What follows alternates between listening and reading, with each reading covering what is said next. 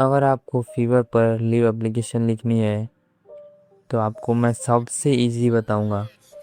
सबसे easy format में मैं लिख कर बताने वाला हूँ कि आप कैसे लीव एप्लीकेशन लिख सकते हैं। ये वीडियो को एंड तक ज़रूर देखिएगा क्योंकि ये वीडियो आपके लिए बहुत इम्पोर्टेंट होने वाला है।